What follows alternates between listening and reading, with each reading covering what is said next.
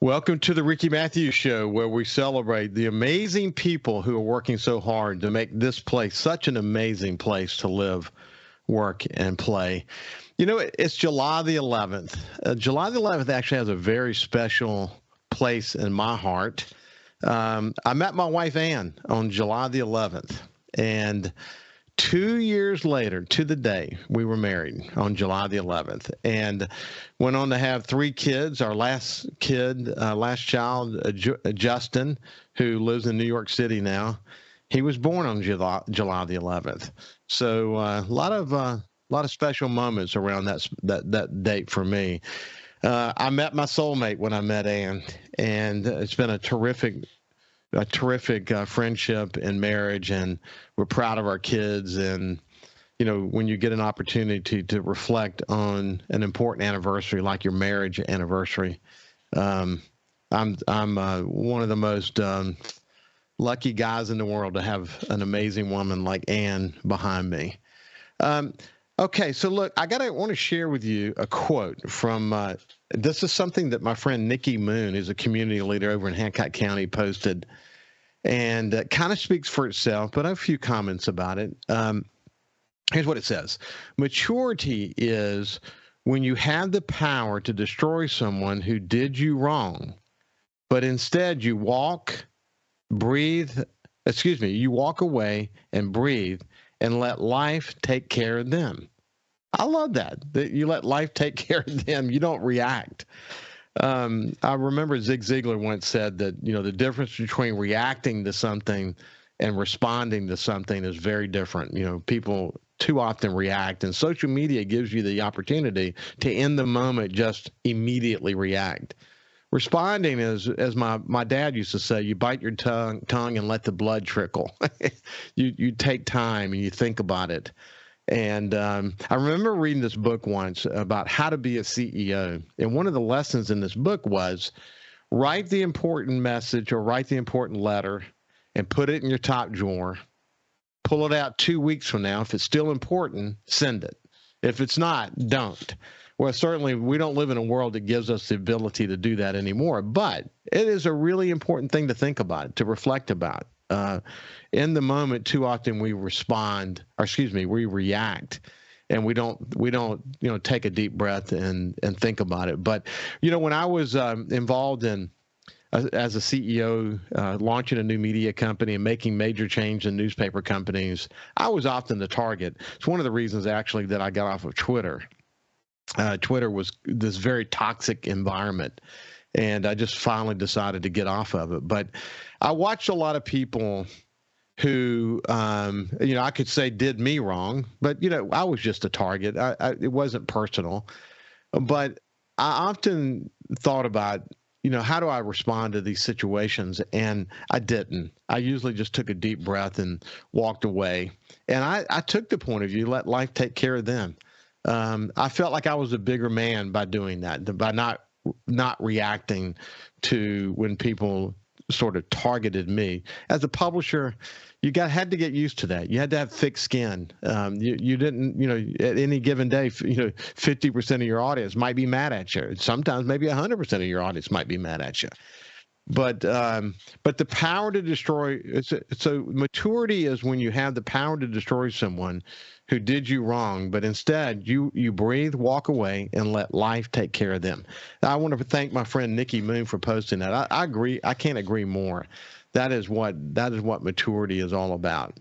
Hey, listen, in the last week we spent a couple of shows, one show, an entire show actually, with the mayor of Moss Point, Billy Knight, and my friend Paige Roberts, the executive director for the Jackson County Chamber, who is leading the recovery effort for the city of Moss Point as a volunteer. I mean, her efforts are incredible. What she's doing to support the mayor and the city is what you want everyone to do when there's a challenge in our community.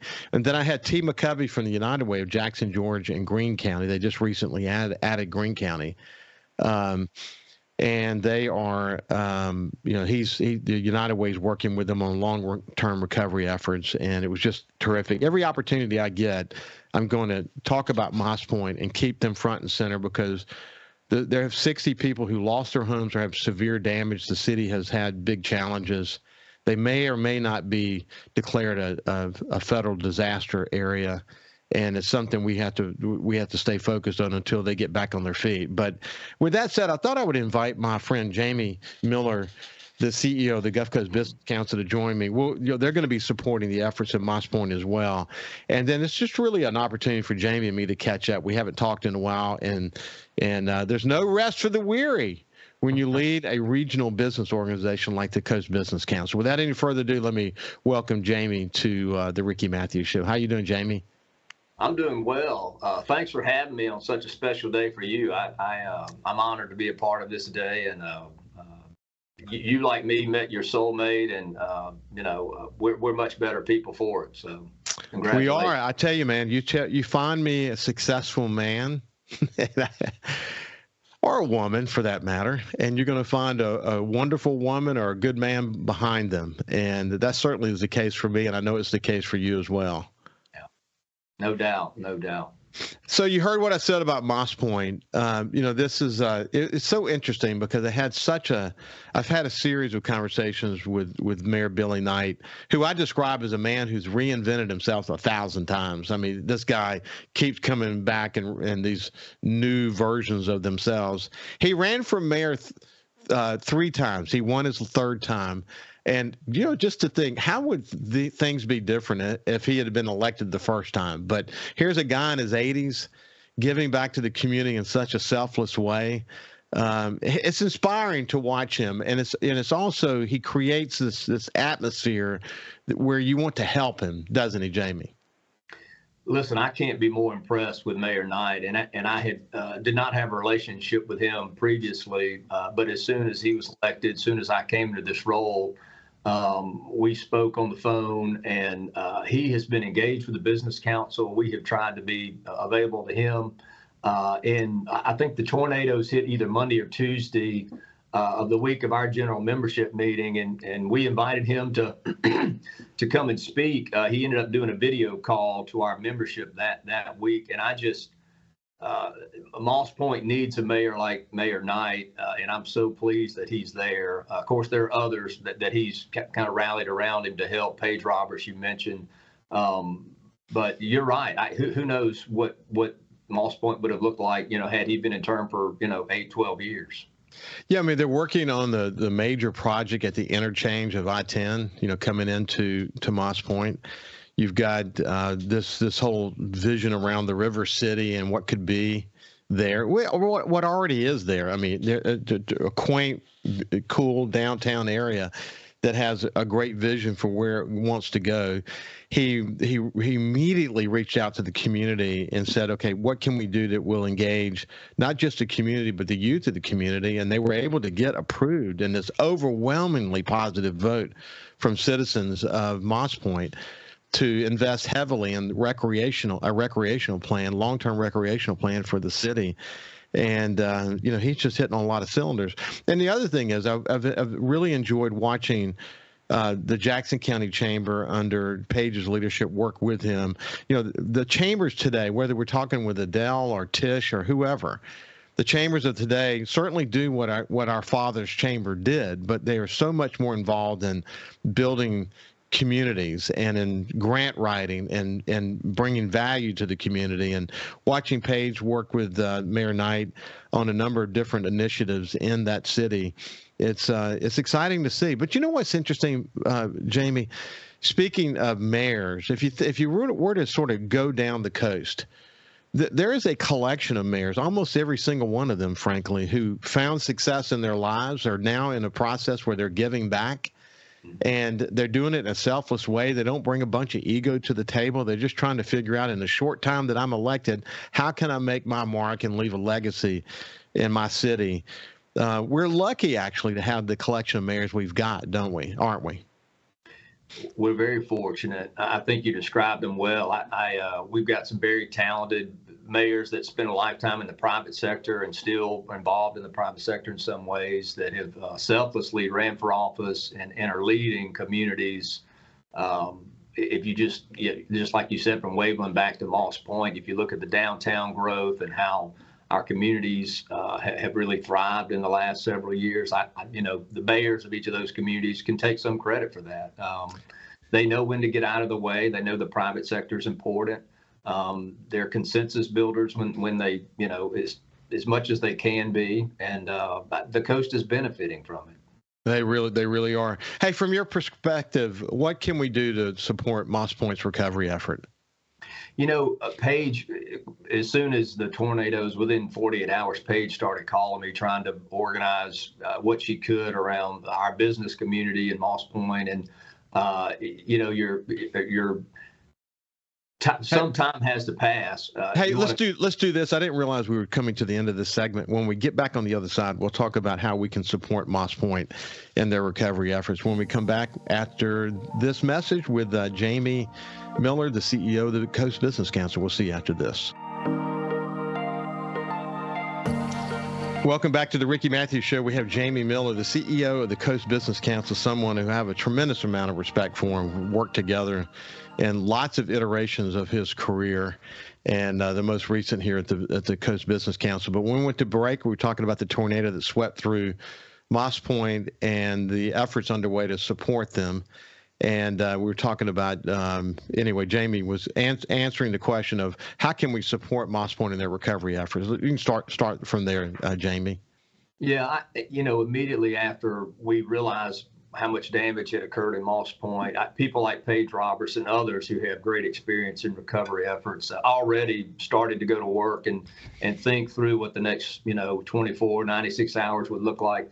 But a community, when hit with that kind of storm, event, it takes them some time to kind of organize themselves. And I think industry leaders like Chevron, Ingalls, certainly, and others, M&M Bank, others with Paige and the Chamber helped the city kind of get back quickly to get organized around how it could help its citizens. In that same week when we had our general membership meeting, I said, Mayor Knight joined us by phone. And we gave him a platform to say, Mayor, how can we help? And at the time, they did not need supplies. They did not need bottled water and clothes and those things that maybe other disasters you need at a certain time. But I think now they're organized. I think even Paige has approached the Board of Supervisors about a long-term recovery committee.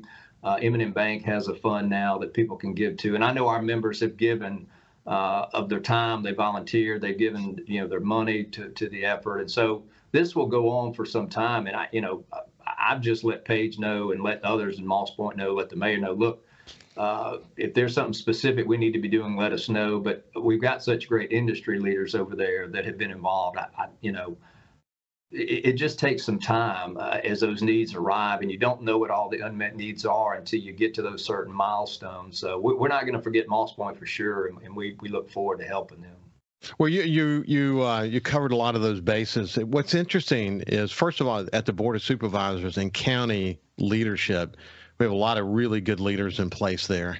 And then at the cities, you have great, for example, you look at the mayors of Pascagoula, Ocean Springs, and Moss Point, the way they're working together. It's awesome. And the way those three are actually working with other mayors up and down coastal Mississippi is great to see that as well. But you have, as you pointed out, industry leaders that are experts at understanding how to assess a situation and then solve problems and get into a scenario where we can get back on our feet as it relates to Moss Point specifically. But then you got the governor and MEMA are working to try to figure out what can they do from a disaster declaration point of view. And then, of course, you've got the federal government.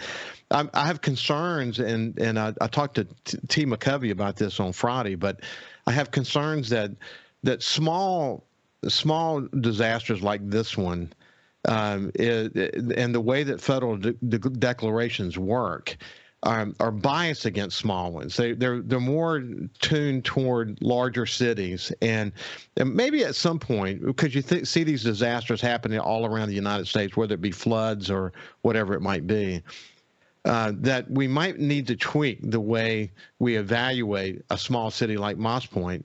When you have 60 people, what's interesting about Moss Point is that what it does is it helps enlighten us about the vulnerabilities a community has. Okay, so if you've got a number of people who are on the edge, a tornado goes through, and it really, for a second, gives us the opportunity to see, are we really resilient? And how many people are already on the edge before the tornado hit? Then the tornado hits, and we find out of the 60 homes that were destroyed or had major damage, they're either underinsured, they have no insurance, they're renters, and they now don't have a place to stay.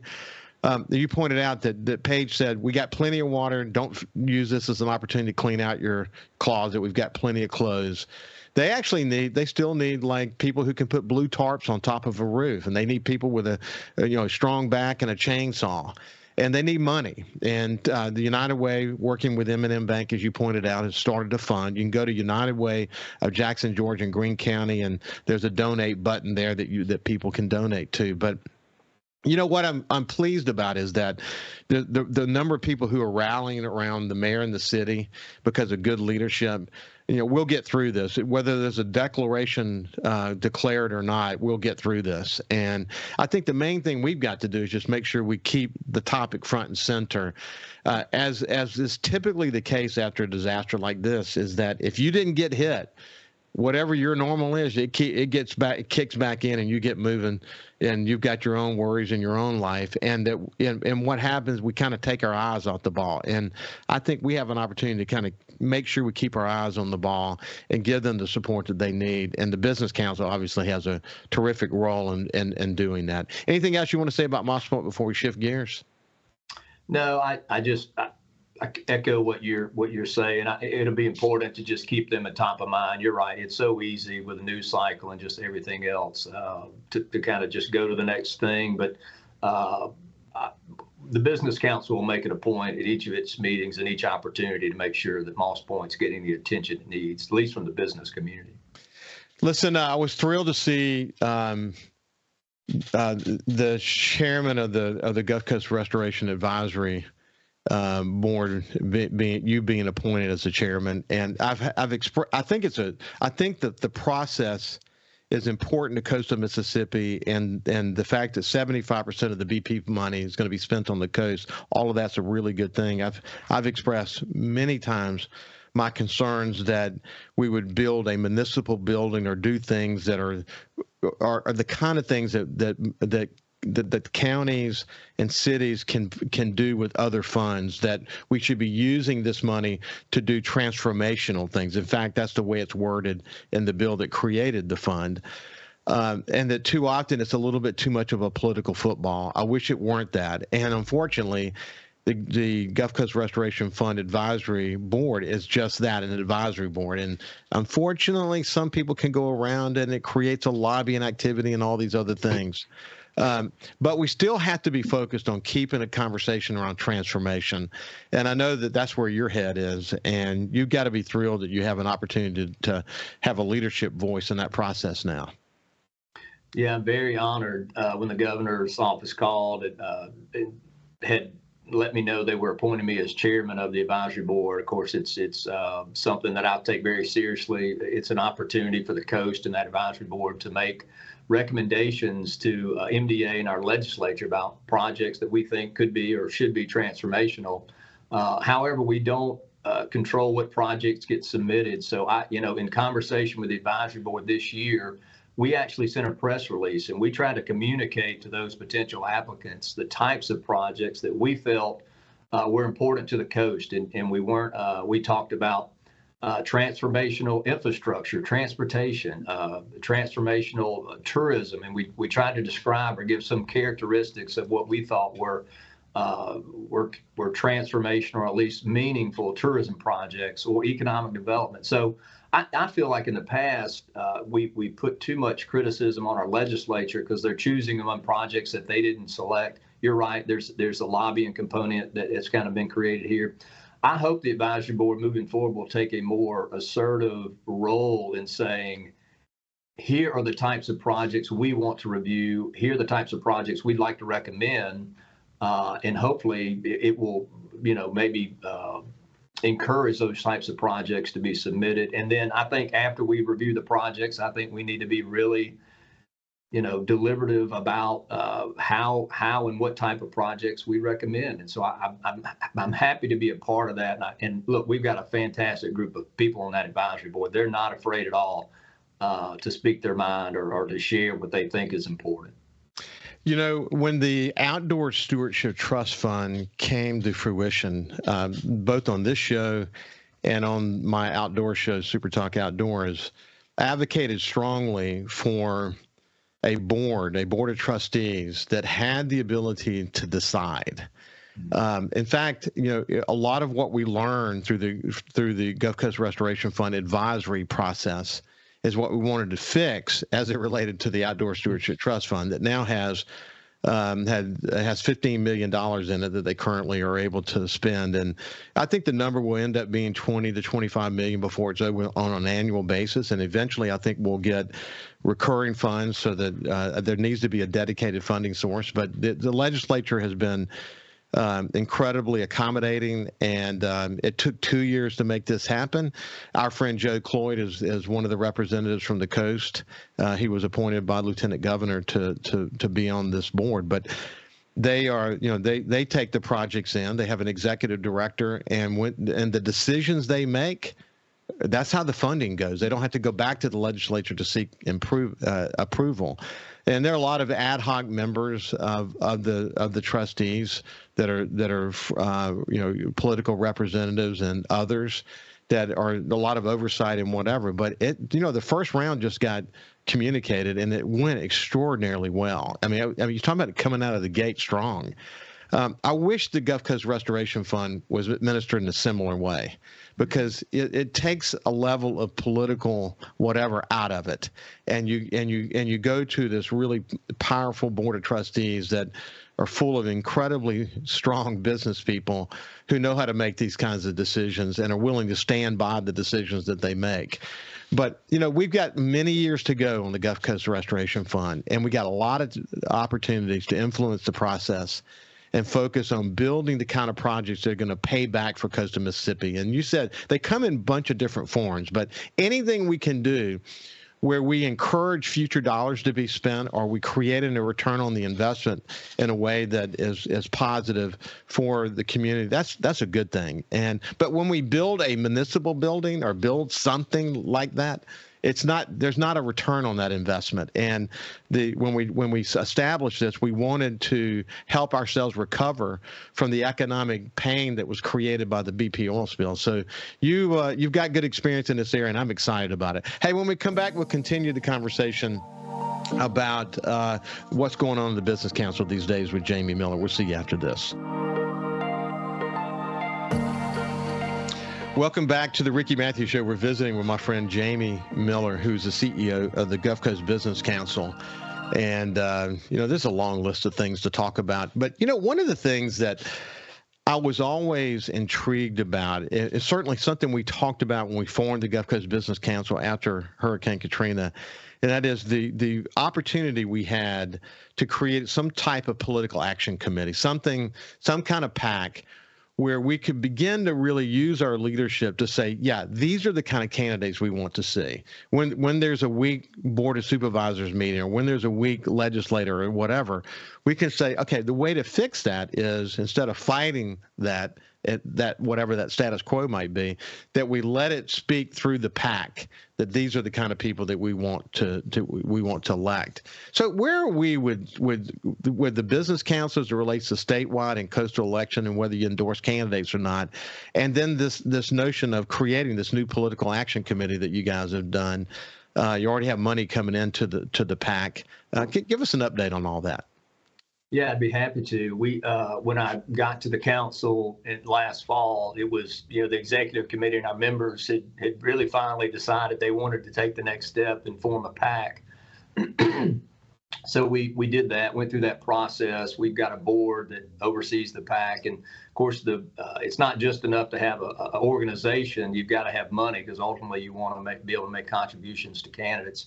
And so the board made a very reasonable goal, I thought, this year, was to raise $25,000 before the August 8th primary, so that we could then participate and begin to support candidates that we thought were pro-business, pro-industry, you know, pro-tourism. It's a state PAC. It doesn't get involved in federal elections, but it also allows us to get involved in those local county elections and even municipal elections when that cycle comes through. So Endorsements are another, the business council alone, without even writing a check to a candidate, we've not really endorsed publicly candidates. And I think you're going to see us do that this year. We're going to go before our membership and our executive committee and come out publicly and endorse candidates. And then the PAC will be able to write those checks of support for those public officials that we think are promoting and have a record of supporting pro-industry, pro-business policies. So it's another important tool that I think if you're not, you can't really impact public policy completely if you're not also involved in elections and candidates. So I really think it will get the attention of political leaders in coastal Mississippi. There's no question about it. Some without naming names, some are sort of the anti-Coast Business Council. They don't like to be told what to do, and they want to be able to do it their way, and that's fine. But I think the role of the Business Council is to keep a vision for coastal Mississippi alive and well. Is to do constant data analysis of where are we really? I mean, what is the current situation really? Where can we improve? How do we improve? Are we supported in those improvement efforts, which often involve the legislature or maybe the Board of Supervisors or maybe even a city? So I think, aligning people around our goals, and it's not just, just coming out of the gate and saying, hey, we're going to support that candidate. There's a reason you're going to support that candidate, because that candidate sees the vision for coastal Mississippi, and they share that vision that is evolving from the work of the Coast Business Council. And that's how we advance the ball. As you and I have discussed before, this notion around what Jerry St. Pé said, and that complacency might be our biggest enemy, that Ingalls and Chevron will always be there, the blue chip industries that are part of Stennis will always be there, the gaming will always be here, and the hospitality arena will always be there. We can't be complacent. We can't just sit with the status quo and be happy. We have to always be raising the bar and always understand that the competitive threats to coastal Mississippi are significant from all over the country. And we have to be real about that. And we have to have people who support growth. And that's what this is all about, isn't it? It is. Just as an example, we're talking about, how Mississippi or coastal Mississippi compares with other regions in the country. We took a trip to Tupelo recently, and I had a similar conversation with an organization that, in North Mississippi called the Community Development Foundation. They've been around for decades. And I brought up this question about political action committees and whether they thought it was relevant. And they responded and said in 2019, Northeast Mississippi realized that they had lost a lot of chairmanships in the House, in the State House, that were important to them. And so they established a PAC, started raising money. And in this election cycle, in their June report, because I went and pulled it from the Secretary of State's office, they wrote 2 checks. They wrote a $50,000 check to the Lieutenant Governor, and they wrote a $50,000 check to the House leadership. Now, those 2 positions assign committees in this next legislative cycle. So in January, there'll be new committee chairmen elected, and those 2 people will be responsible for that. So it's not just that we're competing with other parts of the state, but other parts of the state are organized around political action and contributions that make a difference in our state house, that strengthen legislators in other parts of the state. So I see our PAC as rewarding, I don't say rewarding good behavior, but we want to strengthen our hand. We want our legislators to have a strong voice in Jackson, but we also want them to have a very aligned voice with what the business community believes is good. So alignment is the key to success. I mean, we can get everybody singing from the same hymnal about the potential and the future, and we're all leading in that same way. Only good can come from a process like that. That is for sure. Speaking of process and good that came from it, the State of the Coast Symposium, over 600 attendees. You and I chatted a little bit about it before the symposium. I've had some conversations with folks since the symposium, but man, it was a resounding success. Look, it exceeded my expectations. We thought we may have 500 people, but 2 weeks, kind of a week going in, we had over 500 registered, and we ended up with over 600 attending.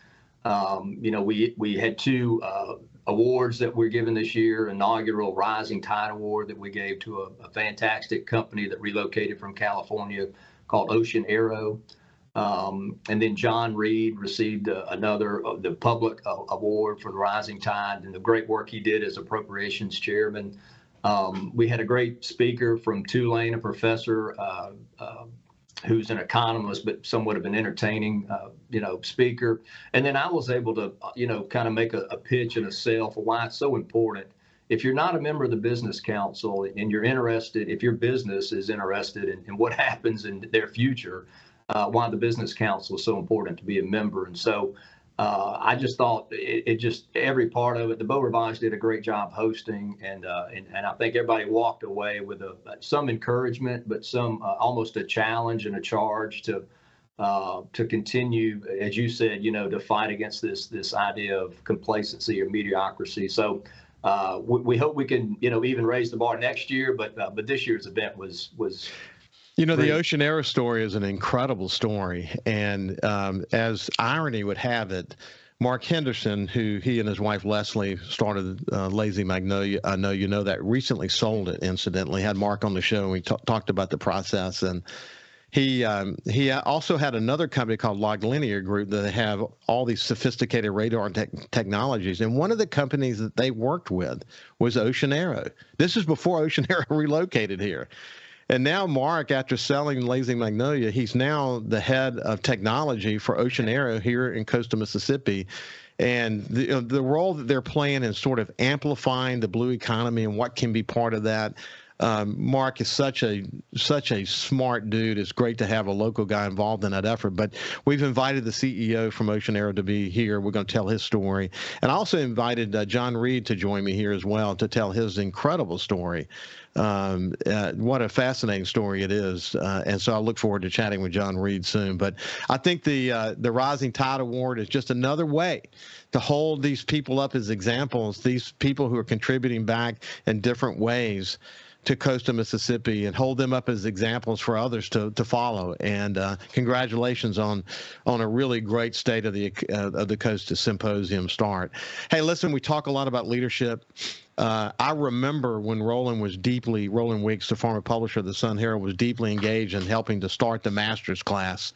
We've got Leadership Gov Coach. You've got all these leadership programs in the other chambers, and now you've got the master's class that's in multiple years of success at the Coast Business Council. But I think these trips you're taking to other markets is incredibly important because it helps people kind of open their eyes to the kind of aligning that's going on in other communities. And you've done some similar trips and have some planned as well.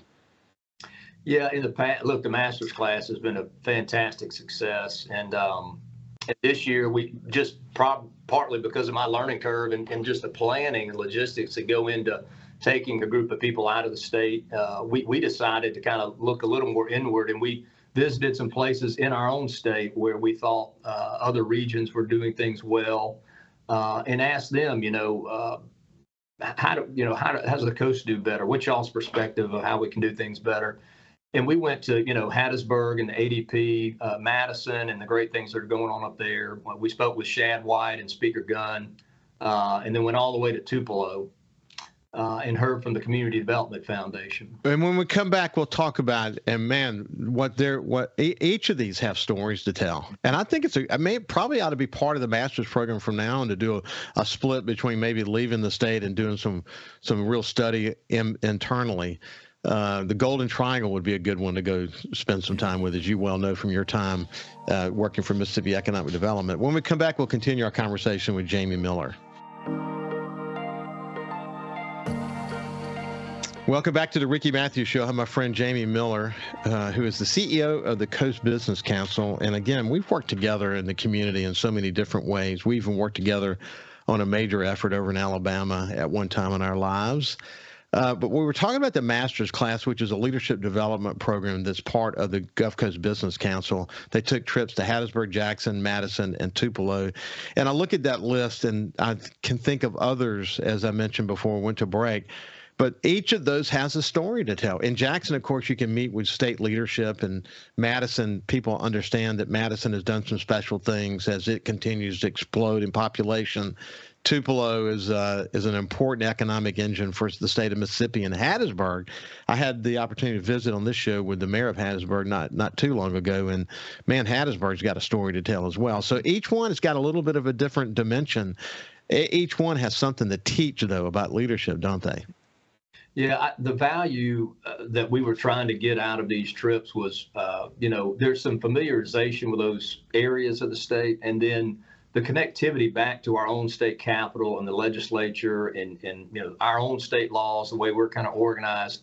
When you go out of state, you see some incredible things, what Nashville's done, what Atlanta's done, but those are really large cities. Their states organized a little differently in some ways, and so when you go to Hattiesburg and meet with the mayor and you talk to their area development partnership and see how they're doing economic development and community development, there's a lot of references that we can relate to, and we immediately see the things that maybe we're missing, and then you go to Jackson and you hear from those folks, and you don't. It's not like being in a foreign country where you're not. Well, it sounds good, but how would we do it back here at home? There's just all sorts of things that overlap, and then Madison, and we met with their economic development leader and the mega site they have, and all the incredible things that they've been able to attract in that community. But Tupelo certainly has the longest standing community development organization.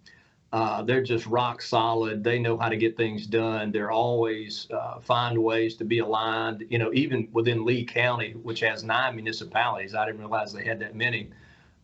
They know the importance of that connective tissue with their local leaders, with their state leaders. But it's a business-driven organization for the most part. So we learned a lot. I learned a lot. Even, I'd spent time in those places before. And so I think you're right. It's good to do those trips out of state, but I think it's also valuable to do some trips in state and see how other areas are doing well.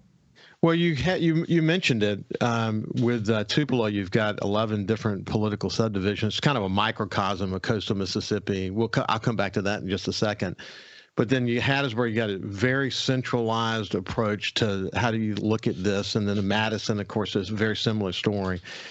But I mentioned the Golden Triangle. Joe Max Higgins really well, and the work that they're doing there is, man. Who's going to dispute that?